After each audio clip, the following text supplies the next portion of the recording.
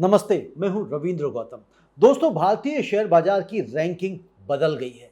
भारतीय शेयर बाजार की रैंकिंग पूरी तरह से बदल गई है। जी हां, भारतीय शेयर बाजार एक पायदान नीचे आ गया है, एक पायदान नीचे खिसक गया है और बाजी कौन मार ले गया है? बाजी मारकर ले गया है एक छोटा-सा, एक नन्हा-सा देश जिसका नाम है ताइवान। जी हां, ताइवान जो है अब वो 5वें नंबर पे पहुंच गया है और भारत पहुंच गया है 6ठे नंबर पर। यानी कि ताइवान ने भारत को पछाड़कर 5वां नंबर हासिल कर लिया है और 6ठे नंबर पर आ गया है कौन? भारत। ब्लूमबर्ग के आंकड़ों के मुताबिक ताइवान का कुल मार्केट कैपिटलाइजेशन बढ़कर 4.95 ट्रिलियन डॉलर का हो गया है, जबकि भारत का मार्केट कैप इस समय 4.92 ट्रिलियन डॉलर है। यानी अंतर महज 30 अरब डॉलर का है। बेहद कम, लेकिन सुर्खियां बड़ी हैं। अब दुनिया के टॉप 5 बाजारों की सूची इस तरह से हो गई है: अमेरिका, चीन, जापान, हांगकांग और ताइवान, और उसके बाद आ जाता है भारत 6ठे स्थान पर। तो दोस्तों, सवाल उठना लाजमी है कि क्या यह भारत की कमजोरी है? क्या भारतीय शेयर बाजार डूब रहा है? और क्या आम निवेशक को अपनी एसआईपी रोक देनी चाहिए? तो इन सभी सवालों के जवाब हम आज गहराई से खोजेंगे। पहला सवाल, ताइवान आगे कैसे निकला? तो यह समझने के लिए हमें एक कंपनी को जानना होगा, टीएसएमसी, यानी Taiwan semiconductor manufacturing company. TSMC दुनिया की सबसे बड़ी चिप निर्माता कंपनी है। यह वही कंपनी है जो एनवीडिया के एआई चिप्स बनाती है, जो एप्पल के आईफोन प्रोसेसर्स बनाती है और जो आज की आर्टिफिशियल इंटेलिजेंस क्रांति की रीढ़ है। 2026 में टीएसएमसी के शेयरों में करीब 46 से 49% की तूफानी तेजी आई है। एआई डेटा सेंटर्स की मांग, हाई परफॉर्मेंस कंप्यूटिंग की जरूरत और दुनिया भर में सेमीकंडक्टर की भूख ने टीएसएमसी को आसमान पर पहुंचा दिया, और यही ताइवान के पूरे शेयर बाजार की असली कहानी है। ताइवान के बेंचमार्क इंडेक्स ताइक्स में अकेले टीएसएमसी का हिस्सा करीब 42% है। यानी ताइवान का पूरा बाजार लगभग एक ही कंपनी के कंधों पर टिका हुआ है। फ्रैंकलिन टेम्पलेटन के फंड मैनेजर ने इसे बड़े सटीक शब्दों में कहा। उन्होंने कहा कि ताइवान का बढ़ता मार्केट कैप दरअसल टेक हार्डवेयर में उसकी भारी कंसंट्रेशन का नतीजा है, जो इस समय एआई निवेश चक्र के केंद्र में है। सरल भाषा में कहें तो ताइवान की रैंकिंग नहीं बदली है, एआई ने टीएसएमसी को बदला है और टीएसएमसी ने ताइवान को। और दूसरा सवाल है, क्या भारतीय बाजार कमजोर हो गया है? तो यह सबसे जरूरी सवाल है और इसका जवाब सीधा है, नहीं। भारत का मार्केट कैप गिरा नहीं है। भारत का 4.92 ट्रिलियन का मार्केट कैप आज भी ऐतिहासिक रूप से बहुत मजबूत स्तर पर है। जो हुआ वह यह है कि ताइवान की एक कंपनी टीएसएमसी ने इतनी तेज रफ्तार से ऊंचाई पकड़ी कि ताइवान का कुल बाजार भारत से आगे निकल गया। यह वैसे ही है जैसे मान लीजिए कि एक दौड़ में आप अपनी पूरी रफ्तार से दौड़ रहे हो, लेकिन बगल वाला धावक रनर रॉकेट इंजन लगाकर आपसे आगे निकल जाए। इसमें आपकी कमजोरी नहीं है, बल्कि उसकी असाधारण गति की बात है। या इसको आप ऐसे भी देख सकते हैं, कह सकते हैं कि जैसे हमारी वित्त मंत्री निर्मला सीतारमण जी ने कहा था कि रुपया नहीं गिरा है, डॉलर मजबूत हुआ है। चलिए आगे बढ़ते हैं। और अभी यदि हम सेंसेक्स की बात करें तो मई 2026 में यह 76,000 से 77,000 के आसपास कारोबार कर रहा है। यह बेशक 2024 के रिकॉर्ड हाई से कुछ नीचे है, लेकिन भारतीय बाजार ने 2025 में भी लगातार 10वें साल सालाना बढ़त दर्ज की है। निफ्टी 50 ने करीब 10% और सेंसेक्स ने करीब 8 से 9% की बढ़त दिखाई है। गोल्डमैन सैक्स, नोमुरा, एचएसबीसी और जेपी मॉर्गन जैसी वैश्विक संस्थाएं 2026 में भारतीय बाजार के बारे में सकारात्मक हैं, पॉजिटिव हैं।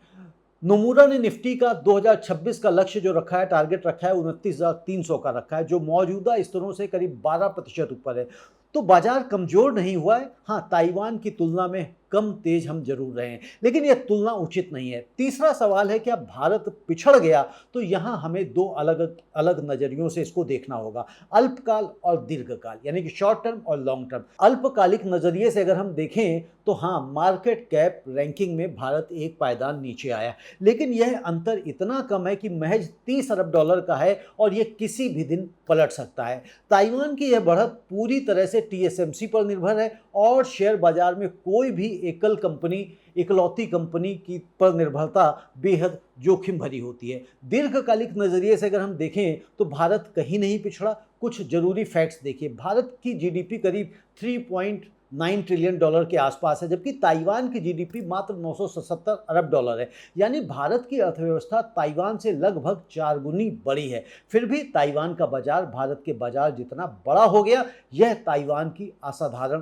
कंसंट्रेशन को दर्शाता है, ना कि भारत की कमजोरी को। आईएमएफ के अनुसार भारत की जीडीपी ग्रोथ बहुत तेज है दूसरे देशों के मुकाबले। जी हाँ, जो दुनिया की प्रमुख अर्थव्यवस्थाओं में सबसे तेज मानी जा रही है, और भारत अब दुनिया की चौथी सबसे बड़ी अर्थव्यवस्था बन चुका है। लेकिन अभी डॉलर की वजह से ये शायद कुछ पायदान नीचे भी आ गया। दोस्तों, भारत का शेयर बाजार डाइवर्सिफाइड है। यहाँ पर आपको बैंकिंग मिलती है, एनर्जी है, आईटी है, एफएमसीजी है, फार्मा है, रियल एस्टेट है, सब कुछ है, यहाँ पे ऑटो है। यह विविधता जोखिम को कम करती है। घरेलू निवेशक की नींव मजबूत है। 2025 में इक्विटी म्यूचुअल फंड्स में 3.22 लाख करोड़ रुपए का निवेश आया। तो भारत पिछड़ा नहीं है, भारत एक अलग रास्ते पर चल रहा है। एआई हार्डवेयर का नहीं, बल्कि उपभोक्ता मांग, इंफ्रास्ट्रक्चर और डेमोग्राफिक डिविडेंड का रास्ता। जी हाँ, और चौथा सवाल, भारत को इस खबर से क्या सबक लेना चाहिए? यह सबसे महत्वपूर्ण प्रश्न है, सबसे इंपॉर्टेंट है और ईमानदार भी। तो इस वक्त आत्मचिंतन का समय है। पहला सबक है, टेक्नोलॉजी और एआई में भारत की भागीदारी अभी पर्याप्त नहीं है। टीएसएमसी की सफलता ये बताती है कि एआई युग में हार्डवेयर मैन्युफैक्चरिंग का अत्यधिक महत्व है, और भारत आईटी सर्विसेज में मजबूत है। टीसीएस, इन्फोसिस, विप्रो, लेकिन एआई चिप्स बनाने में, सेमीकंडक्टर मैन्युफैक्चरिंग और एडवांस हार्डवेयर के क्षेत्र में भारत का योगदान नेग्लिजिबल है। भारत ने हाल ही में सेमीकंडक्टर नीति की दिशा में कदम उठाए हैं। टाटा इलेक्ट्रॉनिक्स और माइक्रोन का सेमीकंडक्टर प्लांट इसी की शुरुआत है, लेकिन यह एक लंबी राह है, लंबा रास्ता है। और दूसरा सबक है, मार्केट कंसंट्रेशन बनाम मार्केट डाइवर्सिफिकेशन का द्वंद्व। ताइवान का बाजार एक कंपनी पर 42% निर्भर है। यह एक दोधारी तलवार है। जब टीएसएमसी बढ़ता है, पूरा ताइवान चढ़ता है, और जब टीएसएमसी गिरेगा, पूरा ताइवान डूबेगा। भारत का विविधतापूर्ण बाजार इस जोखिम से सुरक्षित है। तीसरा सबक है, वैल्यूएशन की ओर ध्यान देना होगा हमें। भारतीय बाजार, खासकर स्मॉल कैप और मिड कैप्स में वैल्यूएशंस अभी भी हाई हैं। और पांचवा सवाल है कि भारतीय निवेशकों को क्या करना चाहिए। जी हाँ, तो अब आते हैं असली सवाल पर कि आम भारतीय निवेशक के लिए इस खबर का क्या महत्व है, क्या मायने हैं। क्या एसआईपी हमको बंद कर देनी चाहिए? बिल्कुल भी नहीं। क्या घबराकर बाजार से निकल जाना चाहिए? बिल्कुल भी नहीं। तो आइए समझते हैं कि क्यों। नंबर 1, रैंकिंग और रिटर्न दो अलग अलग चीजें हैं। शेयर बाजार की वैश्विक रैंकिंग आपके पोर्टफोलियो के रिटर्न से सीधे नहीं जुड़ी है। आप अमेरिका की नंबर 1 रैंकिंग देखकर निवेश नहीं करते, भारत की नंबर 5 या नंबर 6 रैंकिंग देखकर भी नहीं बेचते। और नंबर 2, भारत की बुनियाद मजबूत है। जी हाँ, 6.5% जीडीपी वृद्धि, मजबूत बैंकिंग सिस्टम, बढ़ता मध्यम वर्ग, डिजिटल क्रांति और सरकार की नीतिगत स्थिरता, ये सब दीर्घकालिक निवेश के मजबूत आधार हैं। और तीसरी बात, डाइवर्सिफिकेशन आपका सबसे बड़ा हथियार है। ताइवान का बाजार एक कंपनी पर टिका हुआ है जो जोखिम भरा है, और भारत का बाजार 5000 से ज़्यादा कंपनियों में फैला है। यह स्टेबिलिटी देता है। और चौथी बात अगर हम देखें तो डोमेस्टिक इंस्टीट्यूशनल इन्वेस्टर्स यानी कि डीआईआई भारत की ताकत है। 2025 में घरेलू संस्थागत निवेशकों ने 87 अरब डॉलर का निवेश किया है। यह दिखाता है कि भारतीय खुद अपने बाजार में भरोसा जता रहे हैं। और पांचवी बात है, लार्ज कैप्स पर ध्यान दें। जी हाँ, गोल्डमैन सैक्स के अनुसार लार्ज कैप वैल्यूएशन इस समय ऐतिहासिक औसत के नज़दीक या नीचे हैं। यह निवेश का एक अच्छा समय हो सकता है। ICICI bank, HDFC bank, Infosys, Bajaj finance जैसे शेयर ग्लोबल संस्थाओं की पसंद है। और छठी बात है, एआई थीम में भारत को हिस्सा खोजना चाहिए। अगर आप एआई बूम का फ़ायदा उठाना चाहते हैं तो भारत में भी रास्ते हैं। आईटी सर्विसेज कंपनीज जो एआई इंप्लीमेंट कर रही हैं, डेटा सेंटर, इंफ्रास्ट्रक्चर और उभरती हुई electronics manufacturing companies, Tata electronics, Dixon technologies जैसी कंपनियां इस क्षेत्र में काम कर रही हैं। और एक बड़ा संदर्भ अगर हम देखें दोस्तों, दुनिया बदल रही है। इस पूरी खबर को एक व्यापक संदर्भ में देखना जरूरी है। दुनिया अभी एक बड़े बदलाव के दौर से गुजर रही है। आर्टिफिशियल इंटेलिजेंस ने पूंजी की दिशा बदल दी है। जो देश और कंपनियां AI, hardware, chips, semiconductors, data centres में हैं, वे इस वेव पर सवार हैं। टीएसएमसी, एनवीडिया, एएमडी ये कंपनियां इस लहर का प्रतीक हैं। ताइवान इसलिए आगे निकला क्योंकि उसके पास TSMC है, लेकिन यह लहर हमेशा एक जैसी नहीं रहेगी। AI का अगला चरण, AI का उपयोग, न सिर्फ AI का निर्माण उन अर्थव्यवस्थाओं को फायदा देगा जहां उपभोक्ता है, जहां डेटा है, जहां बाजार है, और उस दौड़ में भारत सबसे आगे है। 140 करोड़ की आबादी, जिसमें से आधी से ज़्यादा युवा है। डिजिटल इंडिया की नींव, UPI जैसी क्रांतिकारी व्यवस्था और तेजी से बढ़ता मध्यम वर्ग, यह सब AI के उपयोग के लिए एक विशाल बाजार तैयार कर रहे हैं। तो दोस्तों, खबर बड़ी नहीं है, सबक बड़ा है। एक बार आइए उन सवालों पर वापस लौटते हैं जिनसे हमने शुरुआत की थी। क्या भारतीय शेयर बाजार कमजोर हो गया है? नहीं, $4.92 ट्रिलियन का बाजार कमजोर नहीं होता। भारत का बाजार मजबूत है, विविधतापूर्ण है और बढ़ रहा है। क्या भारत पिछड़ गया? रैंकिंग में एक पायदान जरूर खिसके हैं, लेकिन यह एक कंपनी TSMC के असाधारण उछाल का नतीजा है। GDP में, विकास दर में और दीर्घकालिक संभावनाओं में भारत ताइवान से कहीं आगे है।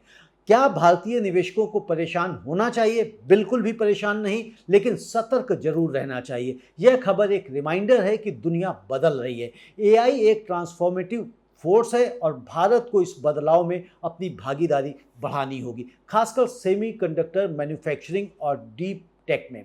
अंत में एक बात याद रखें दोस्तों, बाजार की रैंकिंग अखबार की सुर्खियां होती हैं, हेडलाइंस होती हैं, लेकिन निवेश की नींव होती है पेशेंस, डाइवर्सिफिकेशन और बुनियाद का मजबूत होना।